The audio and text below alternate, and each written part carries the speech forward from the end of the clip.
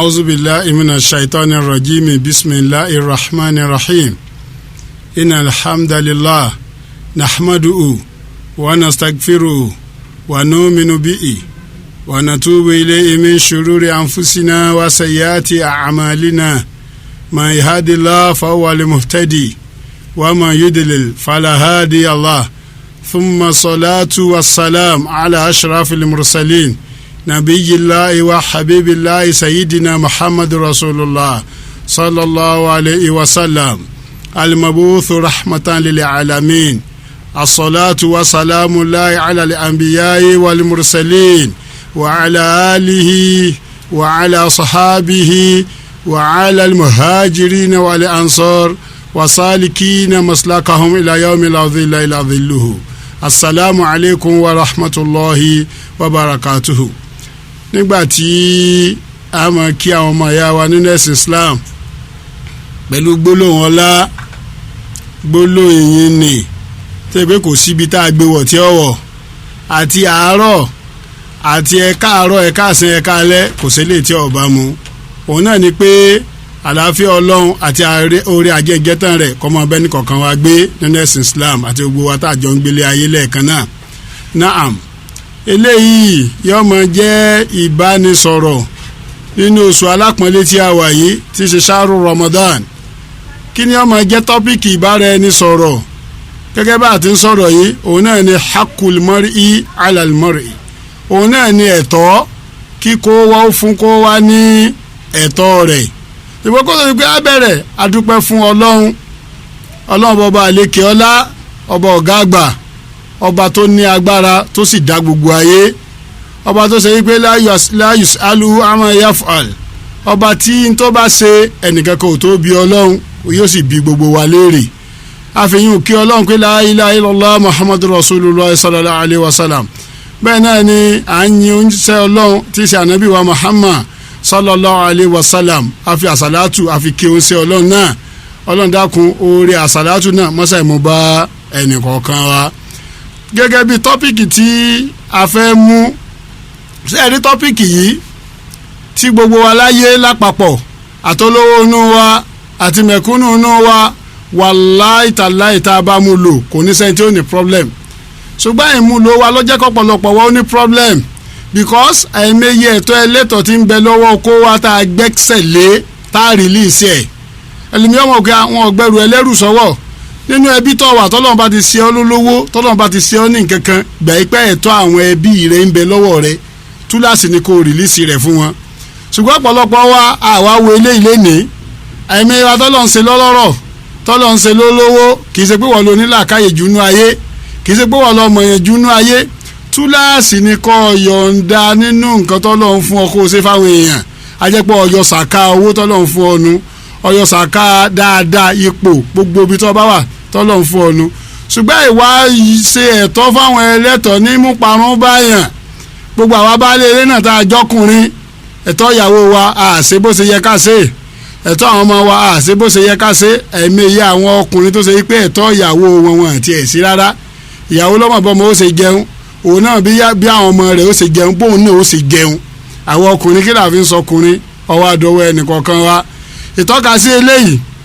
gẹ́gẹ́ bí ọ̀rọ̀ tí a ń sọ ká lè emphasize ẹ̀ ká lọ sínú alukur'ani kerim òun náà ni ọgbà ọ̀rọ̀ tí í ṣe ti àwọn bani Israel òun náà ni Quran 17 aya 26 àti aya 27 ọlọ́run ọba ọ̀rọ̀ yìí ń bá wa sọ̀rọ̀ ó sọ kalẹ̀ fánàbí wa Muhammad ba'da isti'adhati wal basmala ọlọ́run ní wa'atu dhal qurba haqqahu wal miskina wabna sabili wàlá tubadhiri tabdhiran innal mubadhirina kanu ikhwana shayatin wa kana shaytanu lirabbi kafura sadaqallahu alazim. Kí ni ìtumọ̀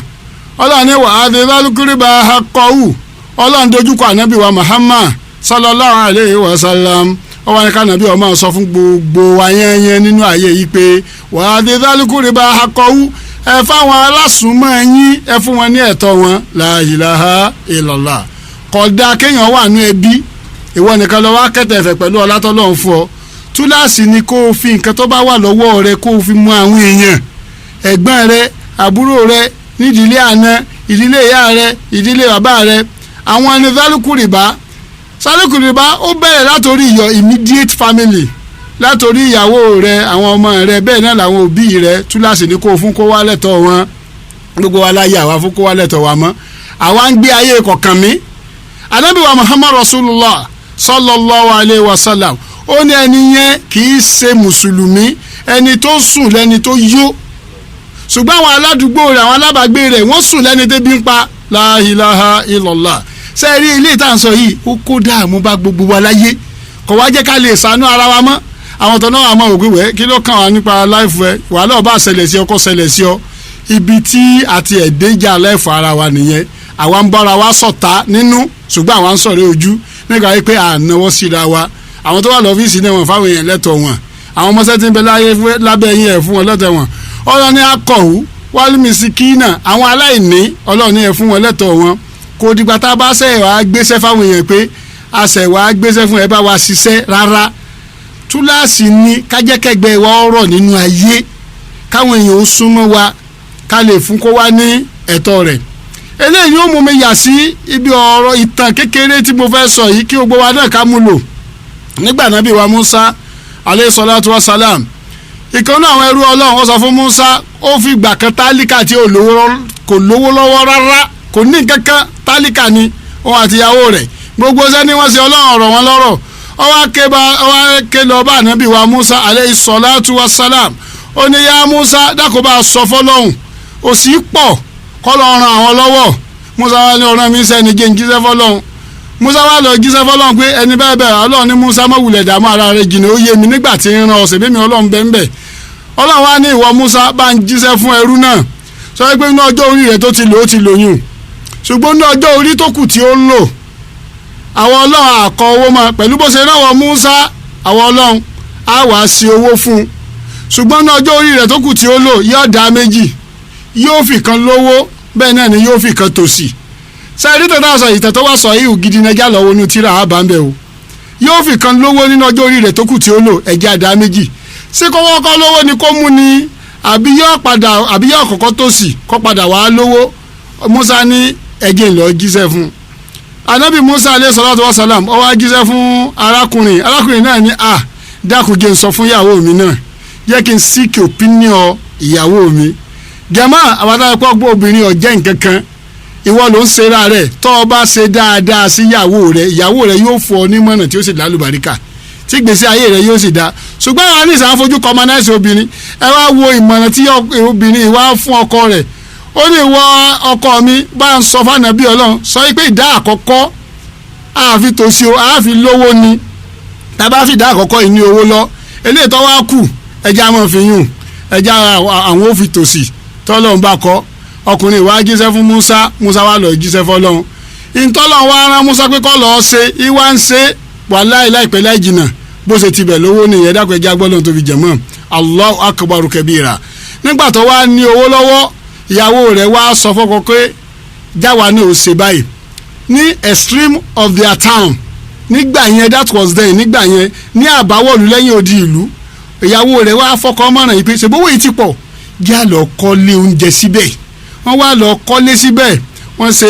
iléeṣẹ́ bread iléeṣẹ́ omi wọ́n wá sí àwọn iléeṣẹ́ tó pé táwọn èèyàn bá ń lọ oko tí wọ́n bá ń bọ̀ ibẹ̀ wọ́n mọ̀ gbà kọjá wọ́n lọ ṣe sí ojú ọ̀nà táwọn èèyàn bá wá lọ tí wọ́n bá ń bọ̀ ibẹ̀ ni wọ́n wá ń gbà kọjá wọ́n wà á máa jẹun wọ́n máa mú mi ìgbà tó lọ́n wá dá fún Musa pé ìgbà bẹ́ẹ̀ ni wọ́n fi lo owó ìdá ìgbà náà wá bẹ̀rẹ̀ sí ní extend sí wọn wá tòsí mọ́ Musa wá lọ bá Ọlọ́run bá lè kí ọlá ó ní yá Allah ìwọ Ọlọ́run ìwọ innaka la tukhliful mi'ad àṣetọ́ ọba ṣe ọ̀rọ̀ tó ọba sọ ìtú àdéhùn kò wù mí kí wọ́n padà tòsí ṣùgbọ́n wọ́n ń lówó sí ni Ọlọ́run ní yá Musa iṣẹ́ èmi Ọlọ́run ni wọ́n ń jẹ́ sórí kádàrá wọn ti lò tán àkọọ́lẹ̀ tá a kọ fún wọn ó ti ṣẹ ṣùgbọ́n iṣẹ́ tí wọ́n ń jẹ́ ní náà ni pé wọ́n fáwọn èèyàn lẹ́tọ̀ọ́ wọn wọ́n ń tọ́jú àwọn èèyàn àwọn aráàlú àwọn tí wọ́n mọ̀ àwọn tí wọ́n mọ̀ gbogbo wọn pátá wọ́n ń jàǹfààní lára wọn iṣẹ́ èmi Ọlọ́run ni wọ́n ń jẹ́ àrísìkí èmi Ọlọ́run ni wọ́n ná bí wọ́n ṣe máa ń nánu àtayọ́ ọmọlùkẹ́yàmọ̀ bí wọ́n ṣe máa ń nánu títí táyọ̀ fi tán fídí eléyìí ẹjẹ́ àti ibẹ̀ kẹ́kọ̀ọ́ kí baálé kó fáwọn ìyàwó rẹ̀ lẹ́tọ̀ọ́ rẹ̀ àtàwọn ọmọ kíyàwó ṣètò fáwọn èèyàn káràlú ṣètò fúnra wa kíjọba ṣètò fáráàlú ibi tá a ti dúró náà nu ọlọ́run dákun mọ́sẹ̀ jẹ́ alágbọ̀ọ́yé rẹ̀ àwọn tó ṣe olùgbọ̀wọ́ ètò yìí òun náà ni àgbàlẹ̀ oníwẹ̀ Africa TV iléeṣẹ́ náà dákun mọ́jì ọba jẹ́ ó kọ́nà wọlé ànábì wa Muhammad èmi ọmọ ìyá yín náà tí mo bá wá sọ̀rọ̀ náà ni àfa Ismail Adewumi Abubakri tí mo jẹ́ mufasiru ìyálòdì estate ní antakiti area ọlọ́dàkùn mọ́sẹ̀ sí dáadáa fẹ́ni kọ̀ọ̀kan wa subhana rabbika rabbil izzati amma yasifun wasalaamu ala al-mursalin walhamdulillahi rabbil alamin sallu ala nabiyyil karim sallallahu alayhi wa sallam.